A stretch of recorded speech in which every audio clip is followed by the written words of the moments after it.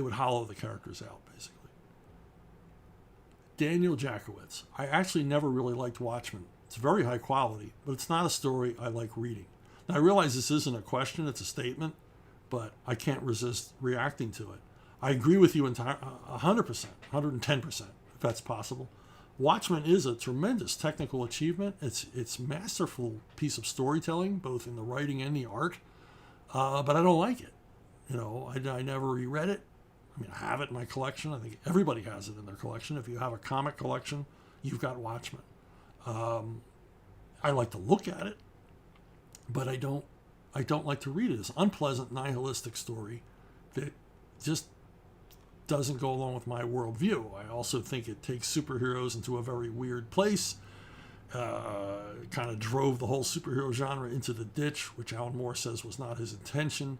Alan Moore was simply indulging himself when he wrote Watchmen and hoping others would enjoy it. Obviously, millions have.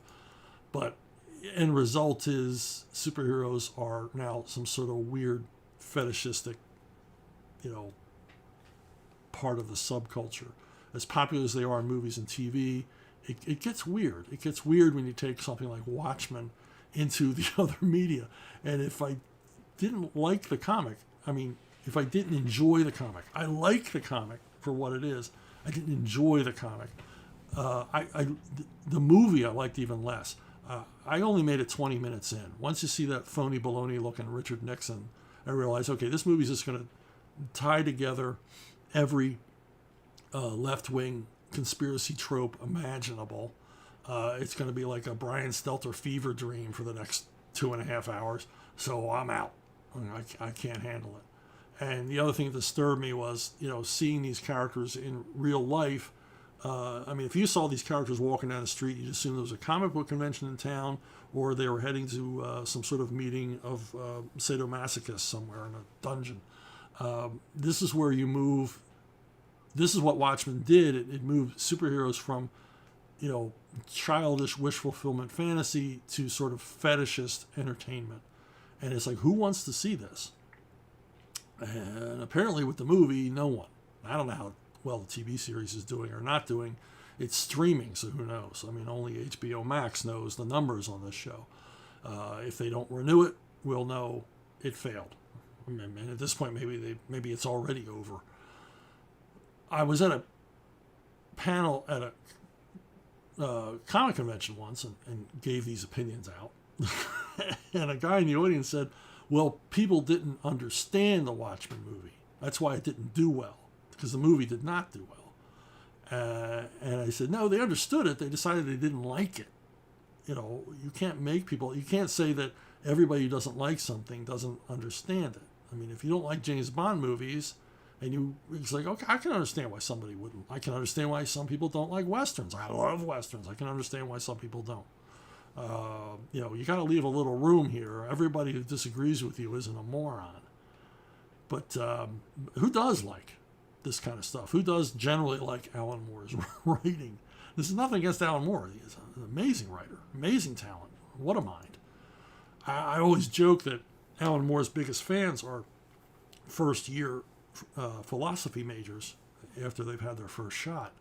But in reality, it's more like crossword puzzle aficionados. If you've ever done a crossword puzzle, part of it is fun. You're filling in the words, and the more words you fill in, the more clues you provide yourself. But the real joy in doing a crossword puzzle, if any of us were willing to admit it, is that you congratulate yourself for getting the clues. Now, if you do a lot of crossword puzzles, I do the Wall Street Journal puzzle every day. This is about Alan Moore, trust me. I'm getting back there. I do the Wall Street Journal puzzle every day, and I've gotten to know the different puzzle creators because they credit them. And I'll go, oh, this guy, I have nothing culturally in common with this guy. So he's going to have, all his clues are going to be about Broadway shows and college basketball, and I'm not going to get any of them because I'm just, our Venn diagram doesn't meet anywhere. So only if I'm lucky on the generic clues am I ever going to fill out this whole puzzle. And then other guys, I go, oh yeah, this guy must be around my same age and have my same interests because he's always, I know, there's gonna be a Sylvester Stallone clue in here, or something that I'm familiar with, and so when you get the clue, and a lot of them are very clever, they're puns or whatever. When you get that really tough one, you congratulate yourself. You're like, oh, I got that cultural reference. I understood what he was talking about, and you pat yourself on the back. Well, that's what a lot of Alan Moore readers do, because he leaves so many. His depth of knowledge on arcane literature, ancient religions, philosophy, all the rest of it is deep, and he throws that stuff out. Plus comic book stuff. Comic book continuity, big comic book fan. So he throws all this stuff into the stories, and on something like League of Extraordinary Gentlemen, I'm guilty of it myself. I'll be reading and go, oh, I got that reference. Oh, I know that character, even when he doesn't name them. I figured out what this is funny because this is a joke he's thrown in here.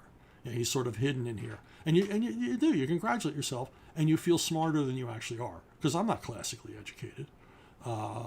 I've read some Victorian literature, but not all of it. I don't have the depth of knowledge that Alan Moore does. So when I do, when our Venn diagrams do cross, I feel good about it. And I think that's what it's all about for Alan Moore. He makes his readers feel smarter than they are, or more educated than they are. And there's nothing wrong with that. I'm not putting that down. That's a neat trick that you can impart your own personality, your own psyche into the stories that directly, and then have the readers respond to them. Alan Moore creates a rapport with his readers by doing that, and that's genius. And whether he's writing mainstream superhero stuff, which he hasn't written in a while, or his later, far more disturbing work, you can connect or not connect. I don't connect so much with his later work because I find it unpleasant. But the early work for DC, including Swamp Thing, you build a rapport, and that's a special thing, and that's not an easy thing to do as a writer, to bring your readers in like that, and he does it, and good for him. I just don't like a lot of his work. I don't enjoy a lot of his work. I recognize the talent, I just don't enjoy it. And then there's some people like Watchmen just because they like Watchmen, because they wanted to see superheroes grow up or whatever wish fulfillment fantasy they had. Is satisfied by Watchmen.